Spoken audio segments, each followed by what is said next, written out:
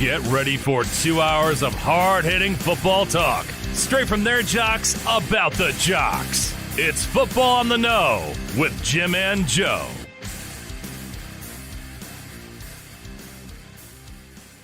All right, what's going on, everybody? Welcome to another episode of Football on the Know. I am Jim McPhee, and alongside me is Mr. Joe DeCapita. What's going on, Autos? Welcome back for another edition of Football on the Know Show. We are ready to go here. Hey, and by the way, if you're home. It's good to be back. home. But if you're new to the show, if you love football, if you like to get into it a little bit, buckle your chin strap, head over to Facebook or YouTube. At Football on the Know Show, you can search us up on. Hit that subscribe button along with the notification bell to let you guys know when we go live. And we're also on Twitter at FB_know. Appreciate y'all. Love the support. And let's get into this. Oh, absolutely, absolutely. Thank you so much, everybody. Yeah, we're good to be back here. We're excited. We were at Nonola last week in Malta. Good times. We had a good time there. We met a lot of people times. there. It was a lot of fun. Watched some football after, and Yeah. what a game, too. It looked like the Seahawks were kind of looking really to put it to the Rams, and then Russell Wilson goes down with the injury. How about the uniforms, though? I mean, I did not like the Seattle uniforms. Seahawks with their fluorescent lime green. I don't know what the right color is, but wow, were they bright. Yeah, definitely. There was no we had a lot doubt of fun. about it. But we're back, and we're excited to talk to you guys, and a lot of news going on. Yeah, a lot of injuries this past week. Yeah, a lot of and injuries. also in the news, we have the John Gruden things, and that's what we're going to talk about first with everybody. And we won't want to get too political. Everybody knows about us here at Football on the Know. We will talk about these hot topics, but we do not like to get all into political things and all this other race debates and things like that. But we're going to touch on this a little bit, give our opinions, and you guys feel free to give your opinion as well. And then we'll move on to some other stuff. But John Gruden, Joe, you are a Raiders fan, so this probably hit you the most, and you had the most to lose, to have it involved in this whole thing. So I'm just going to throw it over to you. When this news hit originally about the original email, when they're now, put it this way, they're investigating Daniel Snyder and the Washington football team. Exactly. That whole sexual harassment type of claim here. So they're checking all emails. But it comes out now that John Gruden is in the email loop here, and it comes out with the DeMaurice Smith type of comments that he has here that clearly points out, like, if you don't know the context, it just looks really bad on John Gruden's part. Right. And the thing was, he called him Dumb Boris Smith. Which I think is funny. Which is kind of funny. Like, I understand, like, and then he goes as far as to say, well, like, his lips are the size of Michelin tires. Okay. Well, some people could see. Listen, I get it. I get how some people jump to the conclusion of, well, he's a racist now because now he's making fun of the size of his lips and this, that, and the other thing. But the way Gruden meant when he was saying that, and I'm not defending, like, people that maybe they wanted to view it as racism or whatever, but from Gruden's standpoint, he used that term, and he's used this term before in the past of big lips. He calls people big lips when they're liars, when they're not willing to speak openly, but they keep it behind their big lips. They're not, expressing it out loud. So that's kind of like where he was coming from. And this is going back to when, DeMaurice Smith threatened to have a lockout for the NFL, and Gruden was extremely now, at the time, he was not an NFL employee, everybody. You got to remember that. He was an ESPN employee. He was from the booth and everything. So he might have been a little bit more loose-lipped, to speak about certain situations and things that were arising from the NFL a little bit more and more freely. So he was pissed off about the potential of a lockout and was like, hey, all these coaches work hard, the players work hard. Don't freaking do that. You know what I mean? This is bullshit. Like he was upset, and this is going back 10, 11 years ago. And then throughout time, I guess they found emails saying different things now that we've got more information, anywhere from 2010 to 2018. So most of all these emails, if not all of them, were before he got hired as the Raiders coach. But that doesn't excuse some of the things that he said. And that's the thing is, I'm not defending Gruden and saying everything that he said in those emails, was fine and everything. We should overlook this. No, because what this does show is that there's still an issue inside the front offices of the NFL. There's still views and points that kind of go along with what Gruden's thought process was as well. And here's the other thing, too, is along with all these emails, what's to say that, like, you know, when you're hanging out with your buddies, if you're going back to the college days, like, I know I've said things like pussy, faggot, this, that, the other thing, and called people that. But that's like, you know, for the most part, like, I'm joking with my buddies and you know, we're making fun of each other, or we're making fun. This happens on a daily, like, throughout America. Like, this is not something new to call someone a name, to make fun of someone. Yeah, is it right? No. But if you're seeing it, and listen, like, I play flag football, and a lot of the guys that I play flag football with, there's a lot of trash talking, and with trash talking, some words may slip out. You might say some things to one another. You know what I mean? So I can almost guarantee you, and here's the other thing that kind of bothers me a little bit, is like everybody's quick to jump on someone that gets in trouble, right? So like Gruden's name comes out from Washington, and they say, oh, he said this, he said that, he said that this person was gay and this guy was queer and this, that, and the other thing. But Gruden isn't the only person that has said these things. And everyone wants to jump on him. Even the people that are talking about Gruden and about how wrong it is for him to say this or talk about Commissioner Roger Goodell, which, I don't know, I kind of thought his comment was kind of funny. I mean, just a little bit. And basically what he ended up saying, he called the NFL Commissioner Roger Goodell a faggot and a clueless anti-football pussy.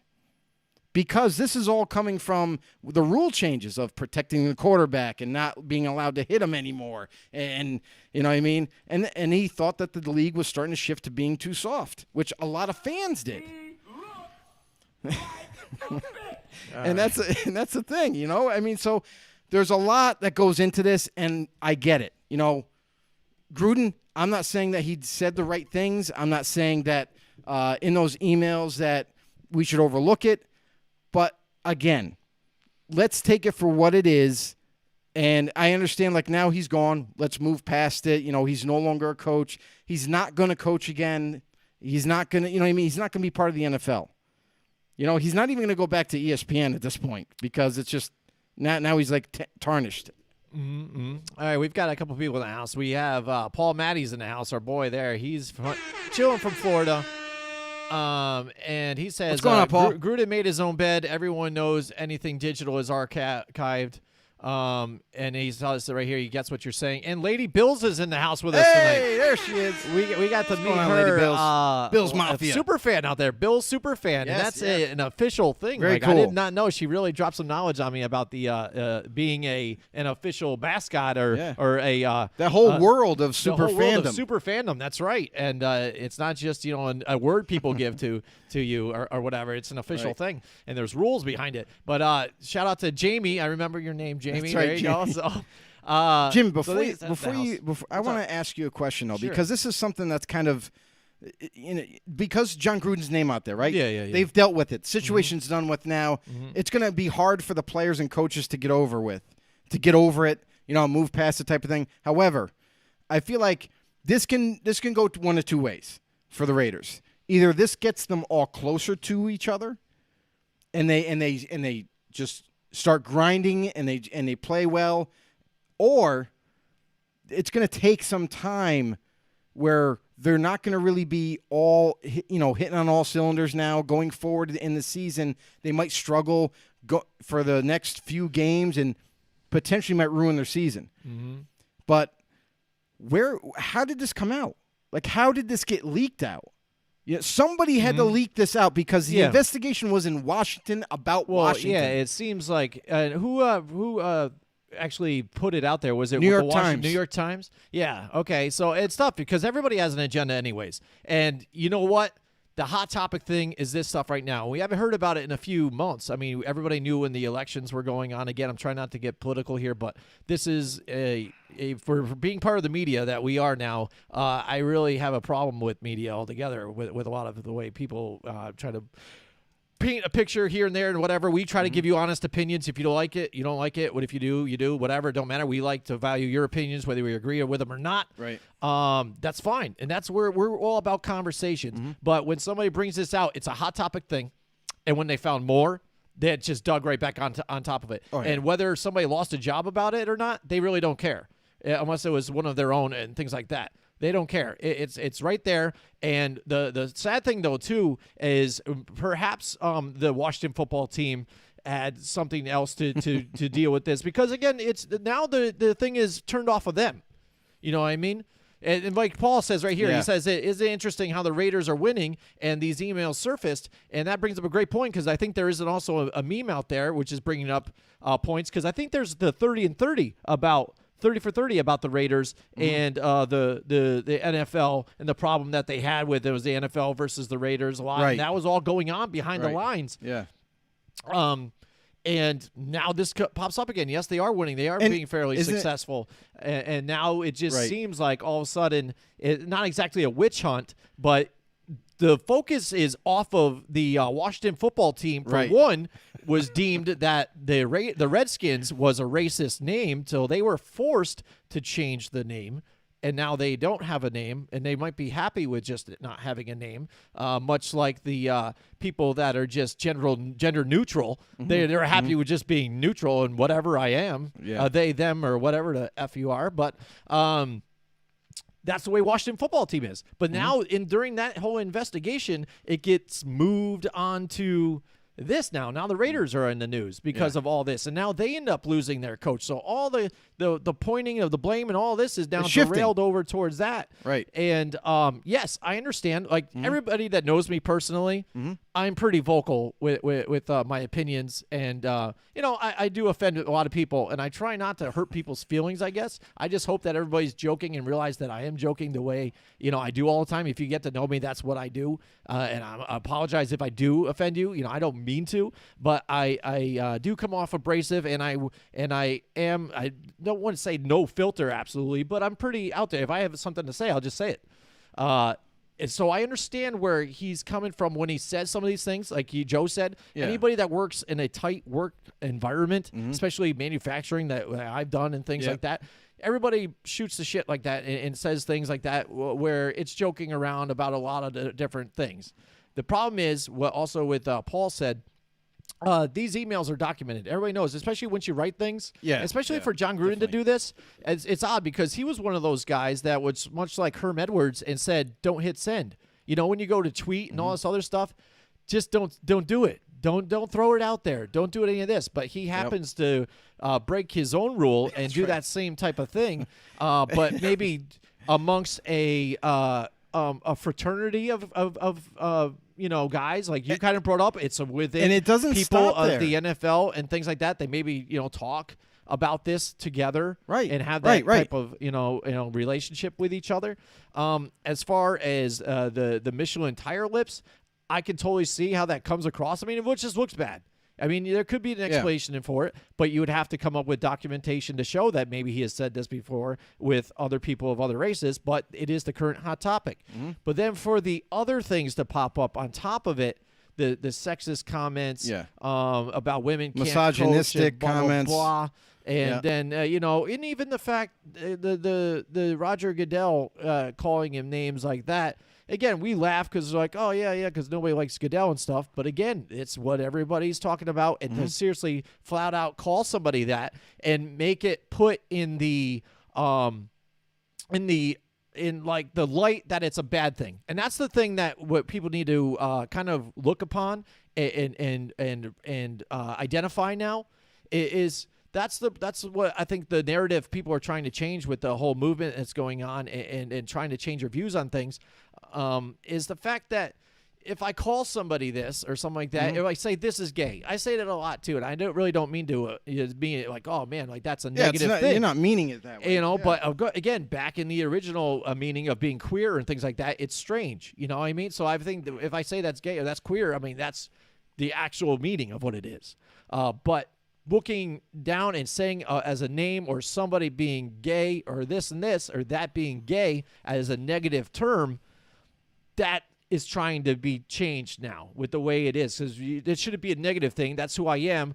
Why is that a negative term? And that's why this language isn't acceptable. Not anymore, no. And like Paul says here, the coaching good old boy system is dead, and it has to be right now with what's going on, and even all in general. Because when you work and represent a company.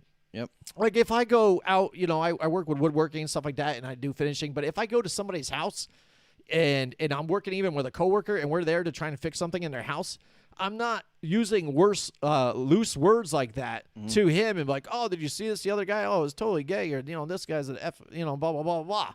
You have that certain thing that you already know. Your self-awareness. I mean, they teach this in grade school about self-awareness and what to do when you're out in public and the way you should conduct yourself. And you should really do that. If you're doing it in an email between two other, even teams, they might be your friends or not, but that's during work times and within the NFL circles. Even though he worked for ESPN, right, as an associate of ESPN, you still need to carry yourself upon a higher level. Sure, here's the thing that I'll say about that is, and that's where you start to see this is where Gruden got a little bit more loose-lipped about everything and started to say, because I'll tell you right now, Gruden didn't expect him to take another head coaching job when he was with ESPN. He thought he was done and done, so he felt like he could probably say whatever he wanted and not face any repercussions from it because he's not part of the NFL. And that's not right, but still. And that's where I feel like it's coming from, all these emails now. And here's the thing is, I think Derek Carr, I saw his press conference today, and he said it best. He was like, I think everybody should have their emails open. He goes, I think the NFL should be able to view any email if and only if it has to do with interleague, inside the football league. If it's business and you're sending one team sending it to another team and everything, they might have to monitor or start monitoring emails being sent from team to team or whatever about, or from person to person within the NFL. I thought they normally should even do that because they don't. I mean, I have a work email, and I'm sure at some point some of that stuff has got to be monitored. But this is the thing is, obviously they don't, because they would have already picked up on things. And if you're investigating one team, being Washington right now, and you pick out Gruden's name, and you start looking back at all the different emails Gruden shared with not only Bruce Allen, but also Dan Snyder, and then there was the founder of Hooters was also involved. There's other guys that were involved too, like Nick Reeder, the founder of PDQ Restaurants. I'm not familiar with him at all, but again, he's also included in this circle of emails. Now, look at that. This is such a minute example. This is one team they investigated. If you go and investigate the other 31 teams on emails that they've shared with other coaches, with other teams, with the NFL, even maybe in the NFL's front office, about making fun of a referee, about making fun of a person that come out being gay, about African American, on a certain team, and making fun of certain players and stuff like that. This is so minute right now. This is just Gruden. I guarantee you, this is across the board throughout the NFL, across the board with all these other different teams. There's got to be more than just Gruden. So I fully expect for the NFL, if they're going to pick on, if they're going to go ahead and point at Gruden being the sole guy out of the whole league, you got another thing coming. And this, even former players, Willie McGinnis. Mm-hmm. I saw him come out and speak about this same situation and everything, and he said, and Mike Robinson, former fullback of the Seattle Seahawks, they spoke on this, and they said the same kind of thing. Like, this is Gruden. Okay, we're disappointed. We're a little surprised, but we're not surprised because in the locker rooms we've overheard coaches say some things. In locker rooms we've overheard players say some things, mm-hmm. and this is just one guy out of how many in the NFL that are involved? Like, this is not the end. Like, this is why I think the NFL or the organization as the NFL, they need to now start to, if they found Gruden to be at fault, mm-hmm. Right here you have Dan Snyder and you have Bruce Allen. the GM of Washington. Those guys should be dealt with now, too. Especially if the sexist remarks are there, too, and they're Absolutely. obviously talking about it. And if they were an agreement, then that's a clear It had to be. Because evidence right there that right. Something has been going on. So. Because you look at right now, they're reporting Gruden's emails to Washington, to these guys, Bruce Allen and Dan Snyder. You got to know that they sent emails back to him about replying about it.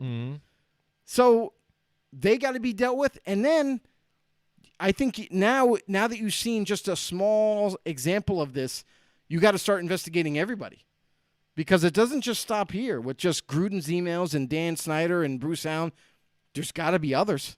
There's got to be more. Well, yeah. I mean, like you said, if you just open a different can of worms there. So now if you start to say, now we're trying to clean this up now, locker rooms, right? Whether it be the organizations or the entity as the NFL as a whole, that would be something that would say, hey, these are all now public, hand them over, which – I can understand that if, again, emails at work through the organization, that works. But as far as personal relationships and stuff, in the locker room, there's different people there. I mean, you have a 53-man roster. So, I mean, there's going to be a lot of different people there. Let me tell you this.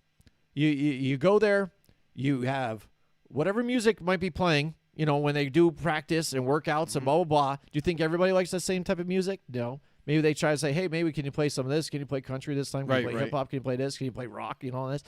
They get over it. They get through it, and they work out because they don't expect that everybody is exactly the same. And people came from different regions of the country all over. There's still a lot of places that is heavy into believing that, whites are supreme against blacks and other, Latinos and things like that. Badly enough, there is. There's other countries that believe that and enforce it out there. So that stuff exists. It's how we work through it and get through it that it's going to make everything better. But to say that all of a sudden, like you said, I mean, again, it's bad. I think what had to be done was what was done. But it's a thing that happens all the time. And if you wanted to try and clean it up, then you got to hold everybody accountable then too. And yes, this is going to be the one martyr that's going to be on the whole thing here and is destroyed his career because, again, he was, not only the coach, he was an announcer. He had other endorsement deals. We used to see him on the Corona commercials, answering the phones. His whole idea of what everybody knew him as personality is shot. His whole credibility is gone, at least right now. I say credentials 100%, because no one will even touch it right now. So he's not going to find another job. He's basically going to retire right now until something does blow over, but I really highly doubt that's going to go on. Real quick, sure. Before I just want to read this one quote from Gruden, and this is in response. And then we'll get to a couple. We got comments out here with everybody too. And this is in response to after the other additional emails came out. He told The Athletic that he goes, quote, "I don't know this at that point of my life. 11 years ago or 10 years ago, I'm sure I vented a little bit with my friends about certain things." Gruden told The Athletic on Friday after the email became public. "I know at the time the collective bargaining agreement was changing. There was a lockout going on, or the threat of a lockout, if I can remember. I probably looked at Smith as the villain, and I was really upset. I was really upset that there was going to be a lockout. I felt that Gene Upshaw would never have allowed this to happen. I didn't feel like we were getting the truth. I refer to guys when I see them lying, and I can tell they're lying. I refer to them as rubber lips. I went too far calling him the Michelin lips. I never had a blade of racism in me. I was just pissed and used a terrible way to insult a guy. I called Smith. I've reached out to him, and I haven't heard back from him yet, but I will continue to try." End quote. All right. Well, there you go. There's the comment there. I'm going to read off a few here. Gaz is in the house with us. He says Mark Davis is next. No, he's not. Yeah. Quite simple. Mark Davis is not next. Exactly. Listen, the only thing that and here's the thing too is, I almost kind of want to see where they're going to go moving forward, and this was tough on Mark Davis too, because he absolutely loves John Gruden. He loved his personality and how he viewed football, and he knows that his father, Al Davis, absolutely treasured John Gruden. However, this was a very difficult decision for Mark Davis to, and it was kind of interesting though too. Mark Davis was like super quick to act, like he didn't support John Gruden at all, and try to. And I know that he's gathered as much information as possible to make this decision and whatnot, but I feel like he brought Gruden in his office. They had a conversation, and they knew that going forward, this was a black eye on the organization. This was a black eye in the NFL, because the NFL's been trying to get away from this stigma of racism and inequality and all these different situations that are coming up, and they're trying to move forward. Gay pride and what have you. They're trying to be more positive about everything. So they knew the writing was on the wall, and it was like, all right, well, I guess we have to do this. I'll resign. You don't have to fire me. Whatever. We'll deal with whatever happens after that. So Mark Davis was asked a question. Hey, do you have any comment about this whole situation with Gruden? He said, no comment. He goes, but why don't you ask the NFL? They seem to have all the answers. That was like him basically putting all the blame on NFL on this, not necessarily like blaming them like, oh, you made me do this type of thing, but it was almost like it makes you think maybe he had a conversation with the NFL, with Roger Goodell over the phone, and basically kind of pressured him into talking to Gruden and getting rid of him. Yeah, because I'm sure he didn't want to, because, again, signing on a whole 10-year deal, like, hey, he's been wanting him back there. 6 years left. And there you go. And then for it to be interrupted, especially when they're winning, it's kind of tough. But, again, for the moral ground you got to take, it's one thing that had to be done. And then again, doing it the gentleman way out here, you got to resign. You resign, yep. It's me firing you. Let's go out that way. Yep. let's get back to Mike Tackett in the house. What was his first? Is this his first comment? No, I've got the one right here on my phone because we scrolled past it. Here he goes. This is the type of incident that has a potential cause of a major blow to the NFL as a whole. I guarantee you'll see dirt on all 32 teams. Think about the blowback from sponsors if all teams' emails were made public. This runs much deeper than Gruden, whom is the league scapegoat. Like Chris Carter once said, always have a fall guy. And then agreed here by Paul. Maddie's in the house. He says he agrees as well. And now let's move on to Mike Tackett's second comment here. He goes, I've been in plenty of locker rooms from high school to college to professionally, from the U.S. to Europe to Asia and Australia. This type of behavior isn't acceptable whatsoever, but people shouldn't act so surprised. If you've been in a locker room, this happens with every team. The nail in the coffin was the fact that this was something that is now on record. Yeah. And that's the thing. I guess everybody that's been around it, we all know. Oh, absolutely. Like we said, we've been on the flag field. Like Joe is in flag football every Sunday and things. And you see it. And me as a coach, I see it. And it's interesting, too, is I even see officials, African-American officials, seeing other African-American players playing and using the N-word back and forth with each other. And he's kind of like, guys, you want to calm down? Enough with this, or I'm even going to do something about throw a flag or whatever. He's like, you guys got to stop. It happens in flag as well. Nonstop. Yeah, that's what I'm saying. You see it, and they're still talking like that, and it's about each other. And that's flag. And he's even saying, like, you guys need to stop this. And he goes, and I'm black. You can't be using this. You know what I mean? And just like Mike was saying, even going back to my high school days, you know what I mean, and when I was playing football in the locker rooms and everything, that stuff happens all the time. You know what I mean? So like, and it's not right. Don't get me wrong, it's not right. And there was a lot of times like you could even see, I'm a little older than most right now. I'm 42 years old right now. Gonna get older in a few weeks. A couple days. 2 weeks, right? It's a little longer than that. Don't worry about it. But I'm catching up to you. Yeah, I know. But always that year ahead. Damn it. You're always in the lead. I know. But anyway, like, and back when I was playing, like, racism was a huge thing. So like you could see there was favoritism towards certain players, especially in high school, especially in college and all that. and you could see this happening right before your eyes. And if you were blind to it and you didn't want to see it, like, it's right there. Like, you just open your eyes and you can see it all around you happening, and it's not right. It was wrong back then. It's still wrong, and it will always be wrong. But, yeah, we agree with you, Mike. We know that, something had to be done. This is not acceptable at all to speak that way and to be so – and it's so carefree, though, right? Like, you see some of these guys interacting with each other with emails – and probably even text messaging and anything else that they had at their fingertips. And you're right. This has to go much deeper in the NFL. And I get it. This could be a huge blowout, but it's something that probably has to happen. The NFL is going to take a big fall on this. And as long as they kind of dig a little bit deeper and start doing some more research and investigations. But I don't know if they will. Just like Mike was just saying, like, everyone needs a fall guy, right? Well, maybe Gruden is the fall guy right now, and now now they're going to stop. Like, after Washington's investigation is concluded, which I don't know if it has or hasn't, but after it's concluded, they already got Gruden.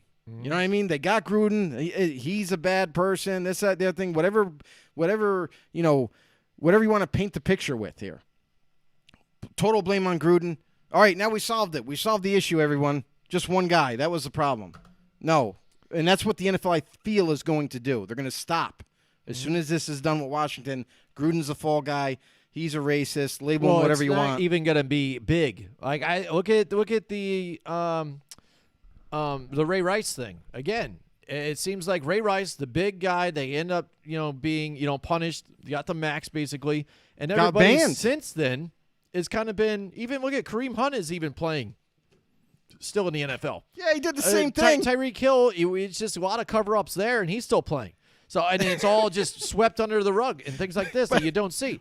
So I got a feeling, again, we're going to know about some of these, but I think down the road, you're probably going to hear, in other news, this person was found out to say a sexist thing about this. He said a gay term, blah, blah, blah. All right, but anyways, let's move on to next week's picks, and it's like, right. And it's going to go under it. But I think if you got to say this is what we're looking into and that we see this and that there's a trend, then they need to start going over everything and maybe even just a reminder everybody moving forward that we need to be mindful of what we're doing here and it needs to change. Pending the league outcome is the grounds for owners to vote, get Goodell removed from commissioner, says Mike Tackett. And Paul Matty says, I disagree. More emails from other coaches will be leaked. Yeah, let's hope so. Listen, and that's what that's we're the saying. hope. Right? That's the hope. So, Paul, absolutely. That's the hope. I think some will, hopefully. But again, what you got to look at what the agreement is with everybody, because they can't just all of a sudden start opening everybody's emails and be like, hey, look what we found now here too. You got to have probable cause. They didn't look into these emails for the Washington football team until they already said, oh, there's a claim here about sexual harassment and it's been termed in different places, so they started digging. But that right there is grounds for probable cause. They found it with one team. They can now maybe start to look at on other franchises. And that's the disturbing part, is because it doesn't stop here. Like, if they – and here's the thing, Paul, like, well, if you look at – ties into Mike Tackett's if you comment. look at the NFL's history, they haven't been the most consistent. I mean, we've ranted and raved about how inconsistent they are with punishments for players with domestic abuse, with illegal, weaponry that they have, abuse, all kinds of things that have happened, drug overdose. I mean, it's just been insane. So when you look back at their history and saying, oh, well, they came down hard on Ray Rice, that was it. He was kind of pretty much banned, done. You know what I mean? Then you look at the situation with Tyreek Hill, where there was some evidence of threatening his own wife. There was audio evidence, not really for him coming out, but basically breaking his child's arm. At least that's what we're getting from a lot of the reports. And then you look at Kareem Hunt, who basically wanted to stomp a female down to the ground and continue to do so until his posse pulled him back. Like, ill intent to basically knock a female out, and he only got an 8-game suspension.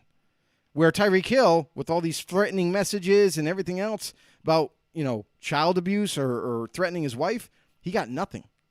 Basically got no suspension, and he's still playing today. So and then you look at them when the next guy that commits domestic abuse, watch them throw the book at him. So it's like inconsistent on if they're so against domestic abuse and they're so against this, that, and the other thing, it should be consistent. So let's just hope that the NFL follows through with after they get done with Washington. Maybe I'm shocked right now that Dan Snyder and Bruce Allen aren't being reprimanded or anything as of yet. So let's see if they move farther with this. Right, and Paul's saying here, he goes, I stress the word leaked, not released. He goes, the Gruden emails were leaked, not released, and not leaked to or released to, like, say, public viewing, but I'm sure the NFL, whoever had leaked this out to the media, also had given it to the investigation process. The investigators probably had showed it to Roger Goodell, and they've evaluated and looked at it, and that's when somebody leaked it out. They looked into it. So it not only get leaked, it also got turned over to the NFL. So they were able to view it. It's not like, we heard this, it got leaked. Did you see this on ESPN? And we're like, oh man, we should go after these guys then. Going off a hearsay or whatever. Right. So this is what we're talking about, and I understand when you said even leaked, not released. They're going to leak some probably again, and NFL's going to investigate like they do with everything. Whenever a news story is even brought to attention, they're like, oh, what's this? So we'll look into it, and we'll investigate on our own. We're going to see what happens with legal matters, too, and that legal type of thing, if that's already officially out. But we'll do our own investigation, too, and deem what we feel is just. And who knows? I know maybe it will, maybe it won't. Let's hope, again, for the world's sake, I guess, at this point, too, that they do clean it up. They talk a big game about right now, especially this season, trying to move forward at everything. Let's inspire change. Well, let's do it now. If this is all coming out, let's bring it all out. Let's talk about it. And that's the thing, too, instead of just trying to, like, well, he's this and he's that and he's that. Well, let's have a conversation. Let's talk about it, all right? Because that's the problem. If you just talk at each other, you're not getting anywhere. So let me hear your side. Let me hear that guy's side, and we'll finish this. We'll get through it together, because that's the only way it happens. You can't just say, "Oh, we're going to eliminate this. We're going to eliminate that. We're going to eliminate this." It doesn't happen that way. A lot of people don't change their minds. A lot of people are set in what they're going to do. The only way you can compromise, and that's what we have to really look at this point, is compromising with one another and learning to get along and trying to better ourselves all together despite our differences. And that's the only way it's going to change. And now looking at the Raiders again real quick, now they've got the special teams coach that's going to be taking over for them. Yep, Rich Bisaccia. Ray Bisaccia. Yep. Rich. And he and now they are excited to have him now too, because of the players all know him. You know what I mean? So they all love him. They all love him, absolutely. And then he even has that little bit, again, has that. He's not a white guy, too. I think that actually helps along with this whole thing, too, as well, and help with the healing with the team and with players and stuff. But maybe we're going to see, first of all, more players coming out about these issues here. But now, how are the Raiders going to react to all this? You said that, I think, I wasn't sure if it was before our show started or not, or even during our show, but I know we did before, because we talk about this. Sometimes I vent. You make up great points when you're not on camera. Yeah, but sometimes I vent before the show. You heard that the players, Gruden might have talked to the players before their game Thursday, and when they actually played, they seemed a little off. Nobody was really playing really well, and they end up losing against the Bears team. To the Bears, absolutely, who with was a rookie hungry quarterback. For a win. I mean, and maybe they're again trying to develop their own reactions, it's a lot on their mind, weighing it through. Yeah. So how are they going to react after all of it's said and done, the switch over and play moving forward when this division still is tight and they still have an opportunity to compete in this division? 100%. And you know that this is, listen, the division is up for grabs. The Chargers are in the lead right now, and they deserve it because they've been balling out every single week. Offensively, they've been lighting the league on fire. Defensively, just kind of they're doing what they did like a few years ago when everybody was healthy. So far, the Chargers are healthy, and we're starting to see what they're capable of, especially with their newfound quarterback in Justin Herbert, continuing his success just like from last season. So there's a lot to like with the Chargers. But for the Raiders, this is going to be difficult to get over. And I don't know. I know that the distraction of playing football is going to be good for them because for players, they want to get their minds off of this thing once in a while. Like they do a great job as players to compartmentalize certain situations. And part of the release of whatever you're going through, like anger, frustration, even anything that you're going through in life, football is the ultimate outlet. Like you get to release every emotion out there physically and just take it out on another team. I feel like even like I saw Darren Waller had a press conference. Derek Carr had a press conference. Like a few of the players did, and they said that practice went well. Meetings are going great. They're getting their minds off of this bad situation, and they're moving forward and playing football, which is good for them because this is going to help them get over this whole situation. Moving forward. Listen, there's going to be, internal conversations, player to player, coach to player, whatever, as they go through the season about this situation. But I feel like playing the game of football is going to help them kind of maneuver and get through this terrible outcome that Gruden, the emails that he sent and everything else. So for them to move forward, I feel like it's going to be difficult because now you got Greg Olson once again calling the plays, which may be good, maybe not. You got Rich Bisaccia now as the head coach, and he was the assistant head coach. Mm-hmm. So he was part of some conversations internally because he had that title that kind of maybe helped prepare him to kind of take over this team. So let's see what they do. Let's see what the reaction is going forward. They got a game this week against the Denver Broncos, a division rival. We all know that these games are typically close, and let's see how they respond. All right, we got Mike Tackett in the house tonight. He says that he went 13-3 last week, which was pretty good. He beat me. I went 12-4, but Joe went 14-2 last week, so he was lights out last week with his picks. So we'll get to them a little bit, and he lists his picks here. And also a shout-out to Greg Schreider in the house with us tonight, too.